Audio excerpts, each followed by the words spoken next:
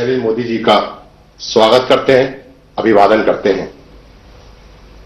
हम इस कार्यक्रम के लिए केंद्रीय कृषि एवं कल्याण मंत्री जी श्री नरेंद्र सिंह तोमर जी, राज्य मंत्री श्री पुरुषोत्तम रूपाला जी, श्री कैलाश चौधरी जी, कार्यक्रम से जुड़े किसान भाई बहनों व अन्य गणमान्य व्यक्तियों का भी स्वागत करते हैं, अभिवादन करते हैं। अब हम केंद्रीय कृषि एवं कल्याण मंत्री जी श्री नरेंद्र सिंह तोमर जी से सविनय अनुरोध करते हैं कि वे माननीय प्रधानमंत्री जी का स्वागत करें और उपस्थित गणमान्य व्यक्तियों को संबोधित करें।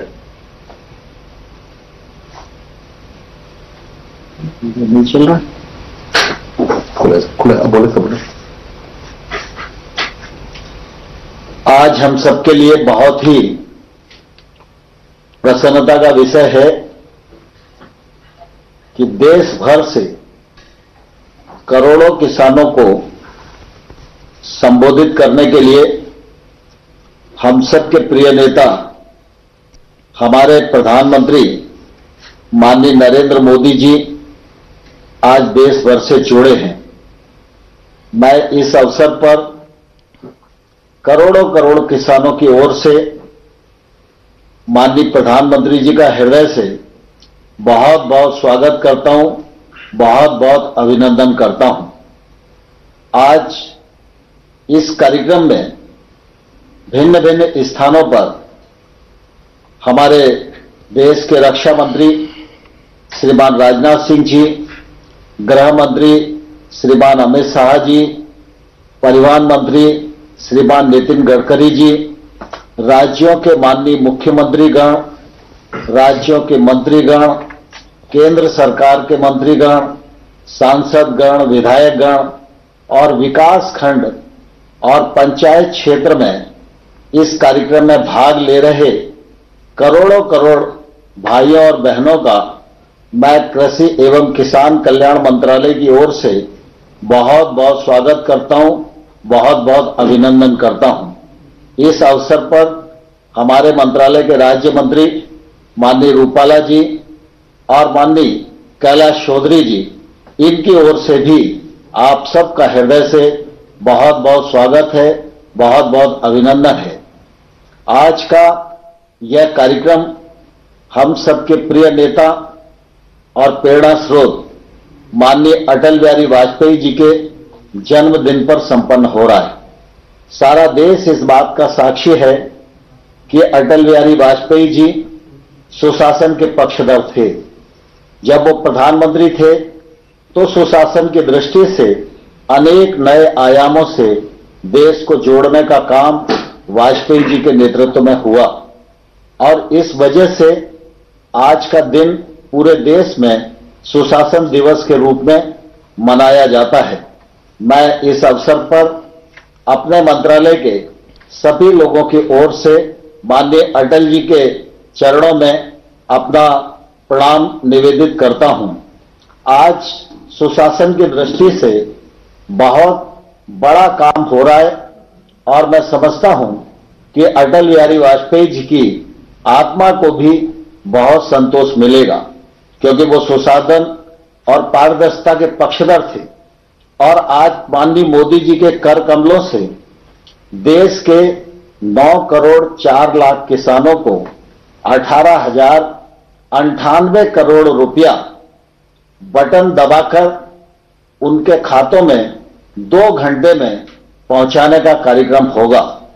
यह पहली बार सारा देश और दुनिया इतनी बड़ी योजना को देख रही है कि इस योजना के क्रियान्वयन में ना कोई बिचौलिया है, ना कोई दलाल है। हम सब जानते हैं कि एक समय था जब देश के तत्कालीन प्रधानमंत्री यह कहा करते थे कि हम 100 रुपए केंद्र से भेजते हैं तो 15 रुपए गांव में जाते जाते बचते हैं। लेकिन आज मोदी जी के नेतृत्व में हम यह दावे के साथ कह सकते हैं कि आज 18,098 करोड़ रुपया नरेंद्र मोदी जी की सरकार भेजेगी तो पूरा का पूरा पैसा किसान के खाते में पहुंचेगा। वाजपेयी जी के समय में भी कृषि को महत्ता दी गई थी और उस स्वप्न को साकार करने के लिए 2014 से लगातार नरेंद्र मोदी जी के नेतृत्व में गांव गरीब किसान की उन्नति के लिए काम किया जा रहा है। हम सब इस अवसर पर किसानों को नमन करना चाहते हैं, क्योंकि कोविड के संकट में भी किसानों ने फसल की कटाई की, उपार्जन का काम गत वर्ष की तुलना में अधिक किया। ग्रीष्म ऋतु की फसलें, खरीफ की फसलें गत वर्ष से अधिक बोई गई, बम्पर उत्पादन हुआ और कृषि के क्षेत्र में किसानों के परिश्रम ने कोविड की इस प्रतिकूल परिस्थिति में भी अपनी प्रासंगिकता को सिद्ध किया है। और इसलिए लगातार इस बात की कोशिश की जा रही है कि कृषि का क्षेत्र मजबूत हो, गांव की अर्थव्यवस्था मजबूत हो। प्रधानमंत्री नरेंद्र मोदी जी के नेतृत्व में कृषि की अर्थव्यवस्था को बल देने के लिए लगातार इस दिशा में प्रयत्न किए गए हैं। लंबे समय से प्रतीक्षा थी, एमएसपी बढ़ना चाहिए, उसके लिए कोई पद्धति बनना चाहिए। माननीय मोदी जी के नेतृत्व में एमएसपी को बढ़ाया गया, खरीद के वॉल्यूम को बढ़ाया गया, अधिक पैसा लगाया गया। गेहूं और धान की खरीद पहले हुआ करती थी, दलहन और तिलहन को भी उसमें जोड़ा गया और लगातार यह कोशिश की गई कि किसानों के पास डीबीटी के माध्यम से पैसा पहुंचे। बजट की दृष्टि से भी अगर हम देखेंगे तो 13-14 की तुलना में आज का बजट 6 गुना अधिक यह नरेंद्र मोदी जी की दूरदर्शिता के कारण ही संपन्न हो सका है। देश में 86% छोटे किसान हैं। इन किसानों की आय बढ़ाने के लिए, इन किसानों के जीवन स्तर में बदलाव लाने के लिए ये किसान महंगी फसलों की ओर आकर्षित हों, टेक्नोलॉजी का सपोर्ट। ಇನ್ನು ಕೆಲವೇ ಕ್ಷಣಗಳಲ್ಲಿ ಪ್ರಧಾನಮಂತ್ರಿ ನರೇಂದ್ರ ಮೋದಿ ಅವರು ಮಾತನಾಡಲಿದ್ದಾರೆ, ಅದನ್ನ ತೋರಿಸ್ತೀವಿ। ಆದರೆ ಅದಕ್ಕೂ ಮುಂಚೆ ಒಂದು ಸ್ಮಾಲ್ ಬ್ರೇಕ್। वीडियो के लिए धन्यवाद। भारत के सभी हिस्सों से इस योजना के सकारात्मक अनुभव और प्रतिक्रिया देखकर हार्दिक अनुभूति हुई। अब हम माननीय प्रधानमंत्री जी से अनुरोध करेंगे कि वे बटन दबाएं और प्रत्यक्ष लाभ अंतरण के माध्यम से 9 करोड़ से अधिक किसानों को 18,000 करोड़ रुपए से अधिक की धनराशि जारी करें। यह राशि लाभार्थियों के बैंक खातों में आज ही तत्काल अंतरित हो जाएगी। बंद।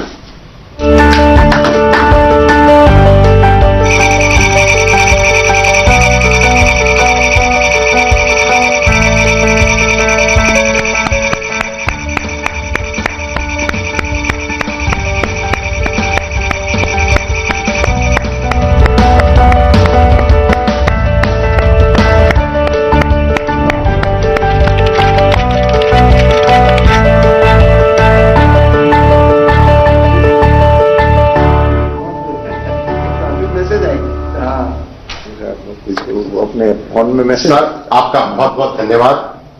अब माननीय प्रधानमंत्री जी से है ना, वरना हमारे में देश के विभिन्न भागों के किसानों के साथ इस विभाग की योजनाओं के तहत उनके अनुभव के बारे में परस्पर बातचीत करने के लिए आमंत्रित करना चाहते हैं। सबसे पहले मैं अरुणाचल प्रदेश के लोअर दिबांग वैली जिले के श्री गगन पेरिंग जी से आमंत्रित करूंगा कि वे पीएम किसान योजना के साथ ही ऑर्गेनिक एफपीओ के लाभार्थी हैं। श्री गगन पेरिंग जी। गगन जी नमस्कार। प्रणाम सर। जय हिंद। अरुणाचल के लोगों को तो जय हिंद कहना होता है। आपको पीएम किसान सम्मान निधि से जो पैसा मिल रहा है उसको आप कैसे उपयोग करते हैं? गगन जी इतने दूरी पर हैं, इतने पहाड़ों में हैं, कैसे करते हैं आप? सर मुझे हर साल हर महीने के 4 महीने के पीछे 2,000 करके 3 बार मिला। कुल मिला के मुझे 6,000 मिला। उस पैसे को मैं ऑर्गेनिक खाद, दवा और कुछ मजदूरी के ऊपर कर सकिया। और फिर किस प्रकार से इसको आगे बढ़ाया? क्योंकि ऑर्गेनिक फार्मिंग किया तो कुछ तो करना पड़ा होगा आपको। सर एफपीओ बनाया हमने, फार्मर प्रोड्यूसर कंपनी बना के हमारा उसको और आगे बढ़ा रहा है अभी। अच्छा, एफपीओ यानी फार्मर प्रोड्यूसर ऑर्गेनाइजेशन चलाते हैं और वो भी ऑर्गेनिक फार्मिंग से जुड़े किसानों का। आपके साथ कितने किसान जुड़े हैं और ये कैसे काम करता है? सर सुनाई दे रहा है गगन जी मेरी बात? सर कितने किसान जुड़े हैं आपके साथ और किस प्रकार से काम करते हैं? 446। अच्छा। ऑर्गेनिक अदरक उगाते हैं हम। क्या क्या उगाते हैं? ऑर्गेनिक अदरक, जिंजर। अच्छा, जिंजर। और हाँ, जिंजर उगाते हैं अभी। और क्या मार्केट मिल जाता है? मार्केट फिलहाल तो सर अभी अपना इंडिया के अंडर में हमने बेंगलोर में पिछला बार बेचा, उसके बाद दिल्ली में। अच्छा, मतलब आप एक प्रकार से छोटे किसानों को प्राइवेट कंपनी के साथ जोड़ते भी हैं। जी, क्या जी वो सर। कंपनी जो आपसे जिंजर खरीदती है वो आपसे जिंजर ही ले जाती है कि जमीन भी उठा के ले जाती है? सर हाल ही में हमने प्रवर्ता पोर्ट कंपनी से एग्रीमेंट किया है, लेकिन वो हमारा जितना प्रोडक्ट है उसका फिनिशिंग प्रोडक्ट को ले जाने का एग्रीमेंट किया है, जमीन को नहीं।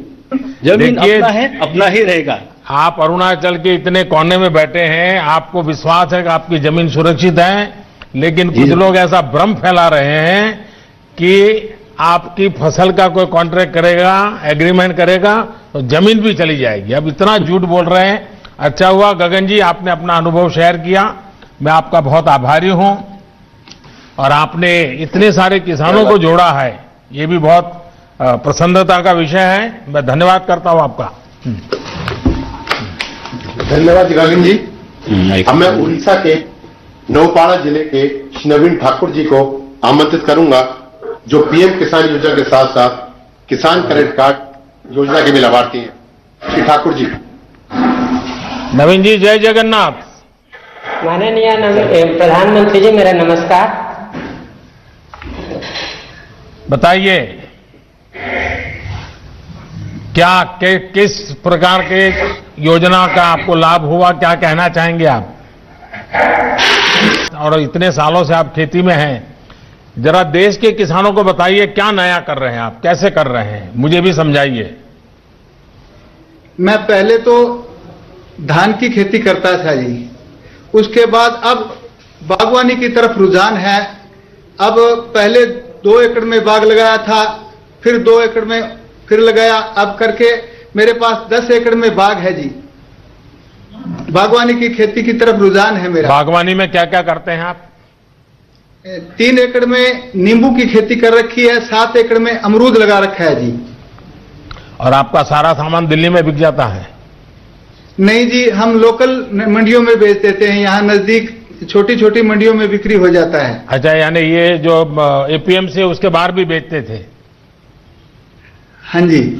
और वो उसको आपको पूरा पैसा मिलता है? पूरा पैसा मिलता है जी। पहले से ज्यादा अच्छा मिलता है?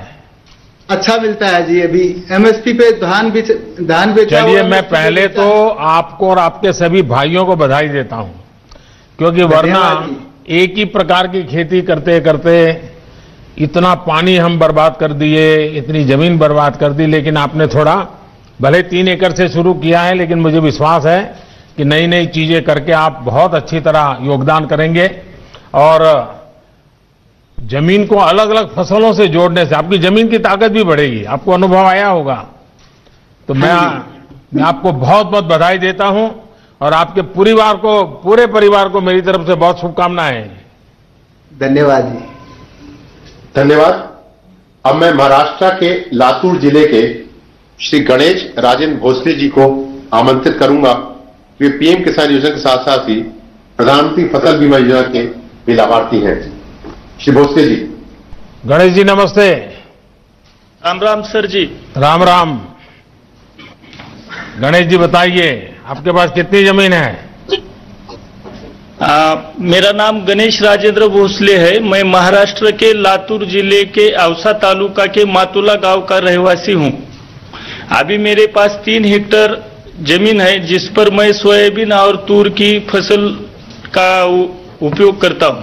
पहले क्या करते थे गणेश जी?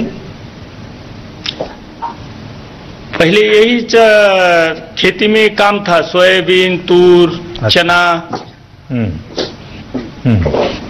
और खेती के सिवाय भी कुछ करते होंगे कि सिर्फ खेती करते हैं? नहीं, खेती के सिवाय सर जी मेरे पास 9 गाय है और 13 भैंस है, जिसका मैं दूध निकालकर खेती में उसका पैसा लगाता हूँ। अच्छा, यानी पशुपालन भी अच्छी तरह करते हैं आप? हाँ सर जी। अच्छा, मुझे बताइए गणेश जी, सच बताना, हाँ सर। खेती में ज्यादा कमाई होती है कि पशुपालन में? खेती में भी होती है और उससे खेती के अलावा पशुपालन से मेरे को दूध मिलता है और उस दूध को मैं बेचकर मेरा परिवार और मेरे खेती में भी उसका राशि का चयन होता है सर जी। अच्छा, फसल बीमा योजना का कोई लाभ कभी लिए हैं आपने? फसल बीमा योजना से जुड़े हैं आप? हाँ सर जी, मैं बहुत सालों से फसल बीमा योजना से जुड़ा हूँ। कल मौसम में 2019 के मौसम में मैंने प्रधानमंत्री पीक फसल योजना बीमा में मैंने लाभ लिया है। कितना लाभ मिला, कितने पैसे मिले आपको? मैंने 2019 को प्रधानमंत्री फसल योजना में 2580 रुपए का प्रीमियम किया था, लेकिन पिछले साल बहुत बड़ी बारिश की वजह से सोयाबीन फसल का बहुत नुकसान हो गया और उसके कारण मुझे 54,000 रुपए का राशि मिला है। यानी इंश्योरेंस आपने कंपनी 2,500 रुपया दिया था और 54,000 रुपया मिला? 2580 रुपए का प्रीमियम किया था मैंने। अच्छा, यानी 2,500 रुपया? हाँ सर। हाँ, और आपको मिला 54,000? 54,315 रुपए का मुझे राशि मिला सर। तो ये सब गांव वालों को मालूम है? सब किसानों को मालूम है सर। तब अब सारे किसानों का तो मन करता है कि फसल बीमा लेंगे। हाँ सर, सभी किसान भाई मेरे साथ आप प्रधानमंत्री पीक फसल योजना से जुड़े हुए। देखिए, मुझे बहुत खुशी हुई कि आपने, और ये बहुत अच्छी स्कीम है। हाँ, उसे हर किसान को फायदा हो रहा है सर जी। चलिए गणेश जी, मुझे अच्छा लगा, आपने सारी योजनाओं का लाभ लिया है, मैं आपका अभिनंदन करता हूं। हो, धन्यवाद गणेश जी। अब मैं मध्य प्रदेश के धार जिले के श्री मनोज पाटीदार जी को आमंत्रित करूंगा, जो पीएम किसान योजना के साथ ही डायरेक्ट मार्केटिंग करने के लाभार्थी हैं। श्री पाटीदार, नमस्ते। सादर प्रणाम प्रधानमंत्री जी। प्रणाम जी, बताइए मनोज जी। सर, मेरा नाम मनोज पाटीदार, पिता रामेश्वर जी पाटीदार, ग्राम चिकलिया, धार जिला, मध्य प्रदेश से मैं बात कर रहा हूं सर। मेरे परिवार में हम 6 सदस्य हैं। मेरे माता पिता, मैं, मेरी पत्नी, मेरी एक बेटी और एक बेटा है। यहाँ सब आपसे रूबरू होने आए हैं सर यहाँ। अरे वाह। और मैंने कक्षा 10वीं तक पढ़ाई की है और बाकी की पढ़ाई मैंने परम पूजनीय पांडुरंग शास्त्री आठवले जी द्वारा निर्मित जो तत्व ज्ञान विद्यापीठ, उनका जो गुरुकुल है, बाकी की पढ़ाई मैंने वहां की है। तो कहाँ, अहमदाबाद वाले तत्व ज्ञान में पढ़ते थे कहीं और? जी सर, अहमदाबाद भी गया था और मुंबई भी 1 वर्ष के लिए गया था। अच्छा। और मेरे संयुक्त परिवार की सब होके 6 हेक्टेयर जमीन है, जिसमें मैं रबी में गेहूं, चना, मटर, लहसुन और प्याज की खेती करता हूं और खरीफ में सोयाबीन और मक्का की खेती करता हूं सर। क्या अनुभव है, बताइए, क्या लाभ हो रहा है? सरकार की किस योजना का लाभ रहे हैं आप? सर, मुझे किसान सम्मान निधि 5 बार की मिली है और 5 बार मिली और 10,000 टोटल रुपए मुझे प्राप्त हुए, जिसका मैंने अपनी दवाई, खाद, बीज, जहां जैसी जरूरत लगी वहां वैसा मैंने उसका उपयोग कर लिया। ट्रैक्टर भाड़ा जरूरत पड़ी तो वहां भी दे दिया। मतलब मुझे उसका सही टाइम टू टाइम उसका पेमेंट आया और उसको मैंने अच्छा, इस साल जब से ये नए कृषि सुधार कानून आए हैं, उसके पहले जो फसल आपने बेची है, तो इससे आपके जीवन में पहले और आज की तुलना में क्या फर्क आया? कोई अंतर समझा सकते हैं आप? बिल्कुल बिल्कुल सर। पहले ये जो नया कृषि कानून जो आया है, इसकी वजह से आज एक हमें नया विकल्प मिल गया है। पहले हमारे पास एक ही द्वार था, वो था मंडी का, लेकिन अभी हम किसी निजी व्यापारी या किसी अन्य संस्थान को हमारा माल हम बेच सकते हैं। इस साल मैंने खरीफ की जो फसल है सोयाबीन, मैंने सोया चौपाल आईटीसी कंपनी को 41 रुपए क्विंटल से टोटल 85 क्विंटल सोयाबीन मैंने बेचा। वहां मुझे उसकी खासियत ये लगी चौपाल की कि वहां पे एक दिन पहले ही हमें दर प्राप्त हो जाती है और हमारे सामने बड़ा कांटा होता है, उसे हमारे सामने चेक भी करवाया जाता है और सेम डे हमें पेमेंट मिल जाता है। और वहां की दूसरी भी अच्छी खासियत है कि हमारा जो माल है हमारे सामने उसका परीक्षण किया जाता है कि भाई इसमें इतनी दागी है, इतनी मिट्टी है, इतना मॉइस्चर है, और वो हमें डिटेल में सब बता देते हैं कि भाई इतना इतना है, आपको चाहे तो ये रेट है आपका, आप चाहो तो बेचो या आपकी इच्छा। तो नए कृषि कानून से मुझे ये जो एक और द्वार मिला है हमारा माल बेचने का, ये बहुत अच्छा लगा। आपको संतोष है? जी सर। आपके इलाके के और भी किसान फायदा उठाते हैं? बहुत किसान उठाते हैं सर। अच्छा, फिर कुछ नेता जो अपना राजनीतिक एजेंडा चलाने के लिए अपनी राजनीतिक विचारधारा किसानों के नाम पर थोपने में लगे हुए हैं और वो कह रहे हैं कि इससे तो किसानों को बड़ा नुकसान होगा। आप तो खुद किसान हैं और आप कह रहे हैं फायदा होगा, तो कहीं ऐसा तो नहीं है प्राइवेट वाले दाम इधर उधर करके मिट्टी है, टिकना है, फलाना है और आपके पैसे काट लेते हैं? ऐसा तो नहीं होता है ना सर? अगर ऐसा वो बता देंगे तो हम हमारा माल देंगे ही नहीं, और दूसरी बात वो हमें हमारा पूरा परीक्षण हमारे सामने करके देते हैं, मतलब अलग से किधर लेके नहीं जाते हैं, हमारे सामने हमको बताते हैं कि ये इसमें इतना मिट्टी है तो इतना पेमेंट इसका कटेगा या नहीं कटेगा, या तो वो हमें सलाह दे देते हैं कि आप भाई इसको ग्रेडिंग करके ले आओ, मास्टर हो तो सूखा कर ले आओ। यानी आपको पूरी तरह विश्वास है कि इस नई व्यवस्था से किसान को सचमुच में लाभ होगा? हाँ, हमें बिल्कुल विश्वास है सर। चलिए मनोज जी, मैं बहुत आभारी हूं आपका और आपके पूरे परिवार के लोग यहाँ आए हैं, मैं उन सबको भी प्रणाम करता हूं। और आपने सर, मेरा एक निवेदन है सर। जी जी बताइए सर। हमारे कृषि में हमें अभी जंगली जानवर हमें बहुत परेशान हो रहे हैं, जिनको घोड़ा रोज बोलते हैं। हाँ, ये बात सही है आपकी। तो हमारे किसान लोग बहुत परेशान हैं। मुझे आज एक जगह मिल गई है कि डायरेक्ट मैं आपसे ये बात कर सकूं। ये बात सही है। कई जगह पे ये, जब मैं गुजरात में मुख्यमंत्री था तब भी ये समस्या मेरे सामने आती थी, लेकिन इस देश में अभी जो ये किसान आंदोलन के नाम से बैठे हुए हैं, उन्हीं की विचारधारा के उस दूसरे लोग एनवायरमेंट के नाम पर आंदोलन चला करके अगर किसी किसान ने किसी पशु को मार दिया तो उसको जेल भिजवा देते हैं यही लोग। यानी वो उधर एक आंदोलन चलाना, इधर दूसरा आंदोलन चलाना, क्योंकि उनकी राजनीतिक विचारधारा से करते हैं। और इसके कारण, लेकिन ये बात सही है कि इसका समाधान हम सबको मिलकर निकालना होगा और हिंदुस्तान के कई कोने में ये इस प्रकार की समस्या है। लेकिन मनोज जी, मैं आपका आभारी हूं, आपने इस बात का मेरे ध्यान पर आकर्षित किया। धन्यवाद जी। धन्यवाद जी। अब मैं तमिलनाडु के कृष्णगिरी जिले के श्री एम सुब्रमणी को आमंत्रित करूंगा, जो पीएम किसान योजना के साथ ही सूक्ष्म सिंचाई योजना के भी लाभार्थी हैं। श्री सुब्रमणी जी, वणक्कम। आपके चरणों में। हमारा नाम राम गुलाब है। मैं बनग्राम बीट मरकदवा राजा जिला महाराजगंज उत्तर प्रदेश के एक छोटा किसान हूं। मेरे पास महोदय 1.5 एकड़ जमीन है।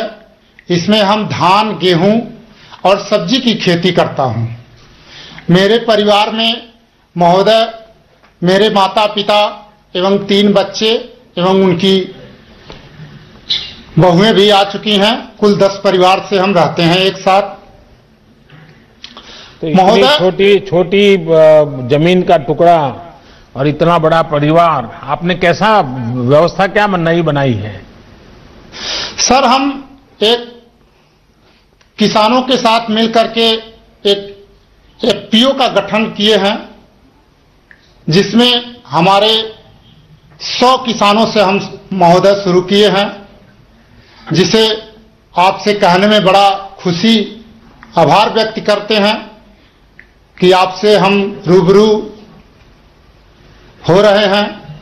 और वो खेती जो है सबके साथ मिला करके एफपीओ के द्वारा हम सर करते हैं, वह शकरकंद की खेती नए प्रजाति में इस समय कर रहे हैं। अच्छा, आपके 100 के 100 किसान जो है जिनका आपने समूह बना दिया है, एफपीओ बनाया है, सबके सब शकरकंद की खेती करते हैं? नहीं सर, अभी इन साल नया फसल ये आई है और हम पहले सर धान, गेहूं एवं सब्जी की खेती अधिक मात्रा में करते थे। इस समय लगभग 10 टन देने के लिए एग्रीमेंट अहमदाबाद कंपनी से महोदय हम इस समय किए हैं। जिला महाराजगंज सभागार में, कलेक्ट्रेट सभागार में, और उसमें कृषि विभाग एवं नाबार्ड और महोदय एक एनजीओ महाराजगंज के मुख्यधार हैं विनोद कुमार तिवारी सर, इनके माध्यम से हम। तो ये आपके साथ जो 100 किसान जुड़े हैं उसमें बड़े किसान हैं कि छोटे किसान हैं? सर उसमें सब छोटे छोटे किसान हैं और सब बनटांगिया के ही किसान हैं।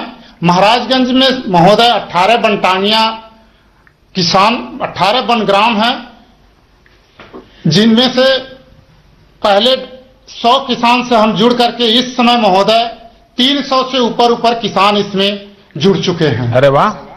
तो ये अहमदाबाद की कंपनी आपसे माल खरीद रही है, आपको पूरे पैसे दे रही है?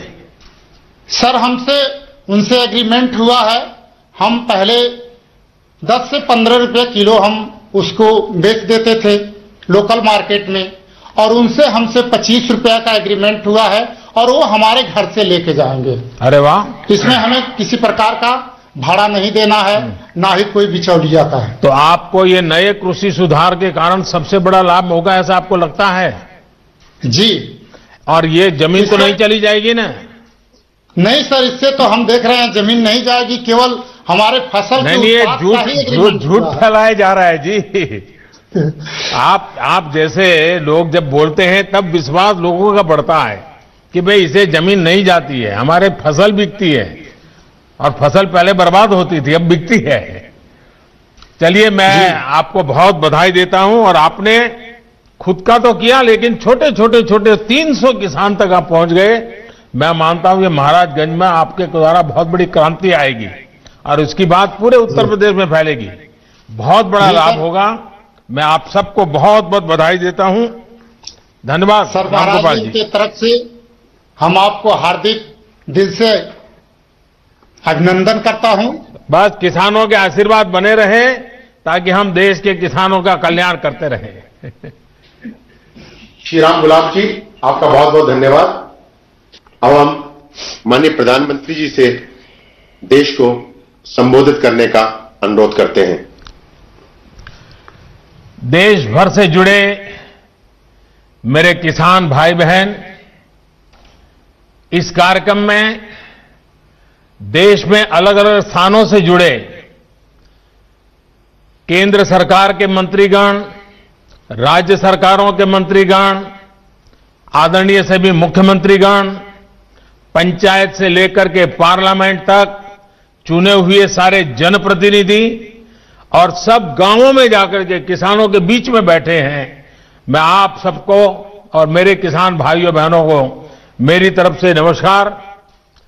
किसानों के जीवन में खुशी, ये हम सभी की खुशी बढ़ा देती है, और आज का दिवस तो बहुत ही पावन दिवस भी है। किसानों को आज जो सम्मान निधि मिली है, उसके साथ ही आज का दिन कई अवसरों का संगम बनकर भी आया है। सभी देशवासियों को आज क्रिसमस की भी बहुत बहुत शुभकामनाएं। मेरी कामना है क्रिसमस का ये त्योहार विश्व में प्रेम, शांति और सद्भाव का प्रसार करे। साथियों, आज मोक्षदा एकादशी है, गीता जयंती है। आज ही भारत रत्न महामना मदन मोहन मालवीय जी की भी जयंती है। देश के महान कर्मयोगी, हमारे प्रेरणा पुरुष स्वर्गीय अटल बिहारी वाजपेयी जी की भी आज जन्म जयंती है। उनकी स्मृति में आज देश गुड गवर्नेंस डे भी मना रहा है। साथियों, अटल जी ने गीता के संदेशों के अनुरूप जीवन जीने का लगातार प्रयास किया। गीता में कहा गया है, स्वे स्वे कर्मणि अभिरतः संसिद्धिम लभते नरः, यानी जो अपने स्वाभाविक कर्मों को तत्परता से करता है उसे सिद्धि मिलती है। अटल जी ने भी अपना पूरा जीवन राष्ट्र के प्रति अपने कर्म को पूरी निष्ठा से निभाने में समर्पित कर दिया। सुशासन को, गुड गवर्नेंस को अटल जी ने भारत के राजनीति और सामाजिक विमर्श का हिस्सा बनाया। गांव और गरीब के विकास को अटल जी ने सर्वोच्च प्राथमिकता दी। प्रधानमंत्री ग्राम सड़क योजना हो या फिर स्वर्णिम चतुर्भुज योजना हो, अंत्योदय अन्न योजना हो या फिर सर्व शिक्षा अभियान हो, राष्ट्र जीवन में सार्थक बदलाव लाने वाले अनेक कदम अटल जी ने उठाए। आज पूरा देश उनको स्मरण कर रहा है, अटल जी को नमन कर रहा है। आज जिन कृषि सुधारों को देश ने जमीन पर उतारा है, उनके सूत्रधार भी एक प्रकार से अटल बिहारी वाजपेयी भी थे। कई किसानों ने भारत सरकार को सीधी चिट्ठी लिखी हुई है, उसको भी वो मान्यता नहीं देते हैं। यानी आप कल्पना कर सकते हैं कितने लाखों किसानों ने लाभ लेने के लिए, योजना के लिए अर्जी की, ऑनलाइन आवेदन कर चुके हैं, लेकिन वहां की राज्य सरकार उसको भी अटका करके बैठ गई है। भाइयों बहनों, मैं हैरान हूं और ये बात मैं आज देशवासियों के सामने बड़े दर्द के साथ, बड़े पीड़ा के साथ कहना चाहता हूं। जो लोग 30-30 साल तक बंगाल में राज करते थे, एक ऐसी राजनीतिक विचारधारा को लेकर के बंगाल को कहां से कहां लाकर के उन्होंने हालत करके रखी है, सारा देश जानता है। और ममता जी के 15 साल पुराने भाषण सुनोगे तो पता चलेगा कि इस राजनीतिक विचारधारा ने बंगाल को कितना बर्बाद कर दिया था। अब ये कैसे लोग हैं? बंगाल में उनकी पार्टी है, उनका संगठन है, 30 साल सरकार चलाई है, कितने लोग होंगे उनके पास? एक बार भी इन लोगों ने किसानों को ये 2000 रुपया मिलने वाला कार्यक्रम है, बंगाल के अंदर कोई आंदोलन नहीं चलाया। अगर हाल के दिल में किसानों के लिए इतना प्यार था, बंगाल में आपकी धरती है, तो आपने बंगाल में किसानों को न्याय दिलाने के लिए प्रधानमंत्री किसान सम्मान योजना के पैसे किसानों को मिले, इसके लिए क्यों आंदोलन नहीं किए? क्यों आपने कभी आवाज नहीं उठाई? और आप वहां से उठ करके पंजाब पहुंच गए, तब सवाल उठता है।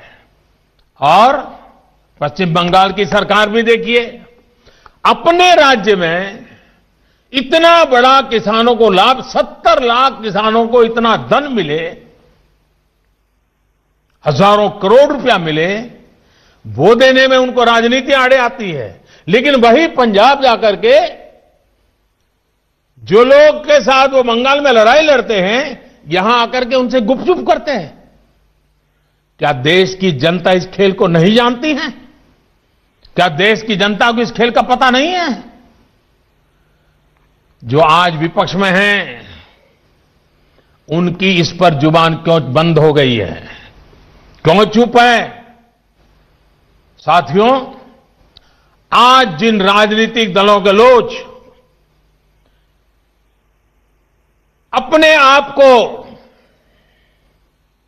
इस राजनीतिक प्रवाह में, जब देश की जनता ने उन्होंने नकार दिया है, तो कुछ न कुछ ऐसे इवेंट कर रहे हैं, इवेंट मैनेजमेंट हो रहा है ताकि कोई सेल्फी ले ले, कोई फोटो छप जाए, कहीं टीवी पर दिखाई दे और उनकी राजनीति चलती जाए।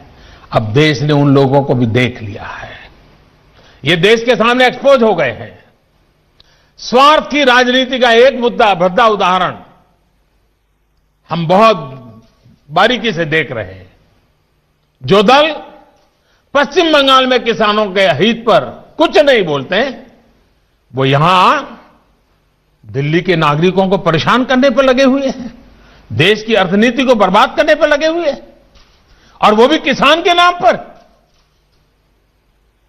इन दलों को आपने सुना होगा, मंडिया बोल रहे हैं, एपीएमसी की बात कर रहे हैं और बड़ी बड़ी हेडलाइन लेने के लिए भाषण कर रहे हैं।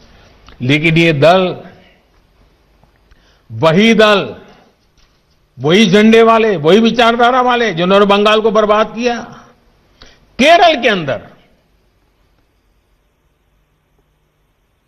उनकी सरकार है। इसके पहले जो 50 साल 60 साल तक देश पर राज करते थे, उनकी सरकार थी। केरल में एपीएमसी नहीं है, मंडिया नहीं है। मैं जरा इनको पूछता हूं, यहां फोटो निकालने के कार्यक्रम करते हैं, अरे केरल में आंदोलन करके वहां तो एपीएमसी चालू करवाओ। पंजाब के किसानों को गुमराह करने के लिए आपके पास समय है। केरल के अंदर यह व्यवस्था नहीं है। अगर ये व्यवस्था अच्छी है तो केरल में क्यों नहीं है? क्यों आप दोगली नीति लेकर के चल रहे हो? ये किस तरह की राजनीति कर रहे हैं जिसमें कोई तर्क नहीं, कोई तथ्य नहीं है? सिर्फ झूठे आरोप लगाओ, सिर्फ अफवाहें फैलाओ, हमारे किसानों को डरा दो, और भले भोले किसान कभी कभी आपकी बातों में गुमराह हो जाते हैं। भाइयों बहनों, ये लोग लोकतंत्र के किसी पैमाने को, किसी पैरामीटर को मानने को तैयार नहीं है। इन्हें सिर्फ अपना लाभ, अपना स्वार्थ नजर आ रहा है। और मैं जितनी बातें बता रहा हूं किसानों के लिए नहीं बोल रहा हूं। किसानों के नाम पर अपने झंडे लेकर के जो खेल खेल रहे हैं, अब उनको ये सच सुनना पड़ेगा। और हर बात को किसानों को गाली दी, किसानों को अपमानित किया, ऐसे कर करके बच नहीं सकते हो आप लोग। ये लोग अखबारों और मीडिया में जगह बनाकर राजनीतिक मैदान में खुद के जिंदा रहने की जड़ी बूटी खोज रहे हैं। लेकिन देश का किसान उनको पहचान गया है। अब देश का किसान उनको ये जड़ी बूटी कभी देने वाला नहीं है। कोई भी राजनीति, लोकतंत्र में राजनीति करने का उनको हक है, हमें इसका विरोध नहीं है। लेकिन निर्दोष किसानों की जिंदगी के साथ न खेलें, उनके भविष्य के साथ खिलवाड़ न करें, उन्हें गुमराह न करें, भ्रमित न करें। साथियों, ये वही लोग हैं जो बरसों तक सत्ता में रहे। इनकी नीतियों की वजह से देश की कृषि और किसान का उतना विकास नहीं हो पाया जितना उसमें सामर्थ्य था। पहले की सरकारों की नीतियों की वजह से सबसे ज्यादा बर्बाद वो किसान हुआ जिसके पास न तो ज्यादा जमीन थी, न ज्यादा संसाधन। इस छोटे किसान को बैंकों से पैसा नहीं मिलता था क्योंकि उसके पास तो बैंक खाता तक नहीं था। पहले के समय में जो फसल बीमा योजना थी, उसका लाभ भी इन छोटे किसानों के लिए तो कहीं नामो निशान नहीं था। कोई इक्का दुक्का कहीं मिल जाए तो अलग बात है। इस छोटे किसान को खेत सिंचने के लिए न पानी मिलता था, न बिजली मिलती थी। वो हमारा बेचारा गरीब किसान अपना खून पसीना लगाकर वो खेतों में जो पैदा भी करता था, उसे बेचने में भी उसकी हालत खराब हो जाती थी। इस छोटे किसान की सुध लेने वाला कोई नहीं था। और आज मैं देशवासियों को फिर याद दिलाना चाहता हूं, देश में इन किसानों की संख्या छोटी नहीं है। जिनके साथ ये अन्याय किया गया है ना, ये संख्या 80% से ज्यादा किसान इस देश में हैं, करीब करीब 10 करोड़ से भी ज्यादा, जो इतने वर्षों तक सत्ता में रहे। उन्होंने इन किसानों को अपने हाल पर छोड़ दिया था। चुनाव होते रहे, सरकारें बनती रही, रिपोर्ट आती रही, आयोग बनते रहे, वादे करो भुला दो, करो भुला दो, यही सब हुआ। लेकिन किसान की स्थिति नहीं बदली। नतीजा क्या हुआ? गरीब किसान और गरीब होता गया। क्या देश में इस स्थिति को बदलना आवश्यक नहीं था? मेरे किसान भाइयों और बहनों, 2014 में सरकार बनने के बाद हमारी सरकार ने नई अप्रोच के साथ काम करना शुरू किया। हमने देश के किसान की छोटी छोटी दिक्कतों और कृषि के आधुनिकीकरण, उसे भविष्य की जरूरतों के लिए तैयार करने, दोनों पर एक साथ ध्यान दिया। हम बहुत सुनते थे कि उस देश में खेती इतनी आधुनिक है, वहां का किसान इतना समृद्ध है। कभी इजराइल का उदाहरण सुनते रहते थे। हमने दुनिया भर में कृषि क्षेत्र में क्या क्रांति आई है, क्या बदलाव आए हैं, क्या नए इनिशिएटिव आए हैं, क्या अर्थव्यवस्था के साथ कैसे जोड़ा है, सारी चीजों का गहन अध्ययन किया। इसके बाद हमने अपने अलग अलग लक्ष्य बनाए और सभी पर एक साथ काम शुरू किया। हमने लक्ष्य बनाकर काम किया कि देश के किसानों का खेती पर होने वाला खर्च, इनपुट कॉस्ट, ये कम हो, उसका खर्चा कम हो। सॉइल हेल्थ कार्ड, यूरिया की नीम कोटिंग, लाखों की संख्या में सोलर पंप, ये सारी योजनाएं उनका इनपुट कॉस्ट कम करने के लिए एक के बाद एक उठाई। हमारी सरकार ने प्रयास किया कि किसान के पास एक बेहतर फसल बीमा कवच हो। आज देश के करोड़ों किसानों को पीएम फसल बीमा योजना का लाभ हो रहा है। और मेरे प्यारे किसान भाइयों बहनों, अभी जब मैं किसान भाइयों से बात कर रहा था तो मुझे हमारे महाराष्ट्र लातूर के गणेश जी ने बताया कि 2,500 रुपया उन्होंने दिया और 54,000 रुपया करीब करीब मिला। मामूली प्रीमियम के बदले किसानों को पिछले साल में 87,000 करोड़ रुपए क्लेम राशि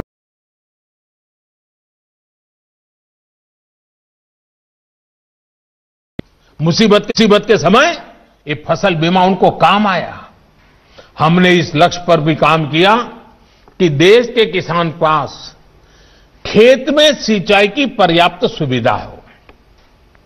हम दशकों पुरानी सिंचाई योजनाओं पूरा कराने के साथ ही देश भर में पर ड्रॉप मोर क्रॉप के मंत्र के साथ माइक्रो इरिगेशन को भी बढ़ावा दे रहे हैं। और मुझे खुशी हुई, अभी तमिलनाडु के हमारे सुब्रमण्य जी मुझे बता रहे थे कि उन्होंने माइक्रो इरिगेशन से, ड्रिप इरिगेशन से, जो पहले 1 एकड़ का काम होता था 3 एकड़ का हुआ और पहले से ज्यादा 1 लाख रुपए ज्यादा कमाया माइक्रो इरिगेशन से। साथियों, हमारी सरकार ने प्रयास किया कि देश के किसानों को फसल की उचित कीमत मिले। हमने लंबे समय से लटकी स्वामीनाथन कमेटी की रिपोर्ट के अनुसार लागत का 1.5 गुना एमएसपी किसानों को दिया। पहले कुछ ही फसलों पर एमएसपी मिलती थी, हमने उनकी भी संख्या बढ़ाई। पहले एमएसपी का ऐलान अखबारों में छोटी सी जरा जगह बनाना खबर के तौर पर छपता था, किसानों तक लाभ नहीं पहुंचता था, कहीं तराजू ही नहीं लगते थे। और इसलिए किसान के जीवन में कोई बदलाव ही नहीं आता था। हम आज एमएसपी पर रिकॉर्ड सरकारी खरीद कर रहे हैं। किसानों की जेब में एमएसपी का रिकॉर्ड पैसा पहुंच रहा है। जो आज किसानों के नाम पर आंदोलन कर रहे हैं, वो जब उनका समय था तब चुप मार करके बैठे हुए थे। ये जितने लोग आंदोलन चला रहे हैं ना, ये उस सरकार के हिस्सेदार थे, समर्थन करते थे। और यही लोग स्वामीनाथन कमेटी की रिपोर्ट के ऊपर बैठ गए थे, सालों तक बैठ गए थे। हमने आकर के निकाला, क्योंकि हमारे दिल में किसान की जिंदगी को भला करना, कल्याण करना, ये हमारा जीवन का मंत्र है, इसलिए कर रहे हैं। साथियों, हम इस दिशा में भी फसल बेचने के लिए किसान के पास सिर्फ एक मंडी नहीं, बल्कि उसको विकल्प मिलना चाहिए, बाजार मिलना चाहिए। हमने देश की 1000 से ज्यादा कृषि मंडियों को ऑनलाइन जोड़ा। इनमें भी 1 लाख करोड़ रुपए से ज्यादा का कारोबार किसानों ने कर दिया है। किसान ऑनलाइन बेचना शुरू किया है। साथियों, हमने एक और लक्ष्य बनाया कि छोटे किसानों के समूह बने, ताकि वो अपने क्षेत्र में एक सामूहिक ताकत बनकर काम करे। ये लोग तब कहां थे जब मालिकाना दस्तावेज के अभाव में किसानों के घर और जमीन पर अवैध कब्जे हो जाते थे। गांव के छोटे और सीमांत किसानों को, खेत मजदूरों को इस अधिकार से इतने सालों तक वंचित किसने रखा? इसका जवाब इन लोगों के पास नहीं है। गांव में रहने वाले हमारे भाई बहनों के लिए ये काम आज हो रहा है। अब गांव में किसानों को उनके मकान का, जमीन का नक्शा और कानूनी दस्तावेज दिया जा रहा है। टेक्नोलॉजी की मदद से स्वामित्व योजना के बाद अब गांव के किसान को भी जमीन और घर के नाम पर बैंक से कर्ज मिलना आसान हुआ है। साथियों, बदलते समय के साथ अपनी अप्रोच का विस्तार करना भी उतना ही जरूरी है। हमें 21वीं सदी में भारत की इस कृषि को आधुनिक बनाना ही होगा, और इसी का बीड़ा देश के करोड़ों किसानों ने भी उठाया है, और सरकार भी उनके साथ कंधे से कंधा मिलाकर के आगे बढ़ने के लिए कृत संकल्प है। आज हर किसान को यह पता है कि उसकी उपज का सबसे अच्छा दाम कहां मिल सकता है। पहले क्या होता था कि अगर मंडी में बेहतर दाम नहीं मिलते थे, या फिर उसकी उपज को दोयम दर्जी का बताकर खरीदने से इनकार कर दिया जाता था, तो किसान मजबूरी में औने पौने दामों पर अपनी उपज बेचने को मजबूर रहता था। इन कृषि सुधारों के जरिए हमने किसानों को बेहतर विकल्प दिए हैं। इन कानूनों के बाद आप जहां चाहे, जिसे चाहे अपनी उपज बेच सकते हैं। मेरे किसान भाइयों बहनों, मेरे इन शब्दों को आप ध्यान से सुनिए। मैं फिर से कह रहा हूं कि आप अपनी फसल को जहां चाहे आप निर्णय करके बेच सकते हैं। आपको जहां सही दाम मिले, आप वहां पर उपज बेच सकते हैं। आप न्यूनतम समर्थन मूल्य यानी एमएसपी पर अपनी उपज बेचना चाहते हैं, आप उसे बेच सकते हैं। आप मंडी में अपनी उपज बेचना चाहते हैं, आप बेच सकते हैं। आप अपनी उपज का निर्यात करना चाहते हैं, आप निर्यात कर सकते हैं। आप उसे व्यापारी को बेचना चाहते हैं, आप बेच सकते हैं। आप अपनी उपज दूसरे राज्य में बेचना चाहते हैं, आप बेच सकते हैं। आप पूरे गांव के किसानों को एफपीओ के माध्यम से इकट्ठा कर अपनी पूरी उपज को एक साथ बेचना चाहते हैं, आप बेच सकते हैं। आप बिस्किट, चिप्स, जैम, दूसरे कंज्यूमर उत्पादों की वैल्यू चेन का हिस्सा बनना चाहते हो, आप ये भी कर सकते हैं। देश के किसान को इतने अधिकार मिल रहे हैं, तो इसमें गलत क्या है? इसमें गलत क्या है कि अगर किसानों को अपनी उपज बेचने का विकल्प ऑनलाइन माध्यम से पूरे साल और कहीं भी मिल रहा है। साथियों, आज नए कृषि सुधारों के बारे में असंख्य झूठ फैलाए जा रहे हैं। कुछ लोग किसानों के बीच भ्रम फैला रहे हैं कि एमएसपी समाप्त की जा रही है, तो कुछ लोग अफवाहें फैला रहे हैं कि मंडियों को बंद कर दिया जाएगा। मैं आपको फिर ध्यान दिलाना चाहता हूं कि इन कानूनों को लागू हुए कई महीने बीत गए हैं। क्या आपने देश के किसी एक कोने में एक भी मंडी के बंद होने की खबर सुनी है? जहां तक एमएसपी का सवाल है, हाल के दिनों में सरकार ने बहुत सी फसलों का न्यूनतम समर्थन मूल्य भी बढ़ा दिया है। ये कृषि सुधारों के बाद भी हुआ है, नए कृषि कानूनों के बाद भी हुआ है। इतना ही नहीं, जो लोग किसानों के नाम पर बात करते हैं ना, ये जो आंदोलन चल रहा है उसमें कई सच्चे और निर्दोष किसान भी हैं। ऐसा नहीं है कि सब वो राजनीतिक विचारधारा वाले तो सिर्फ नेता हैं, बाकी तो भले भाले किसान हैं।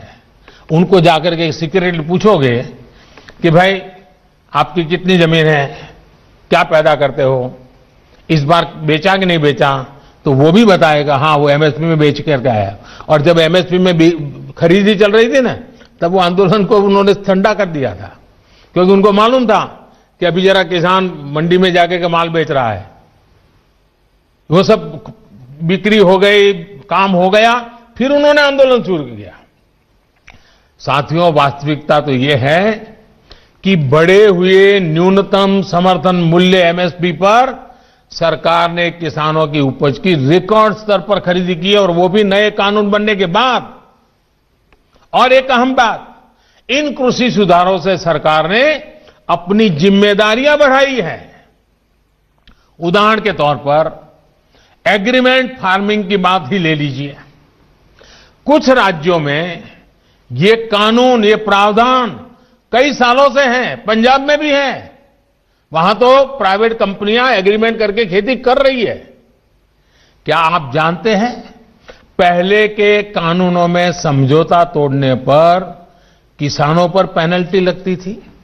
मेरे किसान भाइयों को भी ये किसी ने समझाया नहीं होगा, लेकिन हमारी सरकार ने ये सुधार किया और ये सुनिश्चित किया कि मेरे किसान भाइयों पर पेनल्टी या किसी तरह का जुर्माना नहीं लगेगा।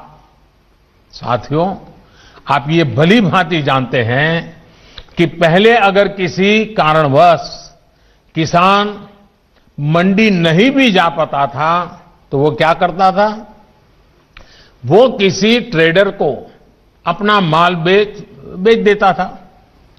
ऐसे में वो व्यक्ति किसान का फायदा ना उठा पाए, उसके लिए भी हमारी सरकार ने कानूनी उपाय किए हैं। खरीद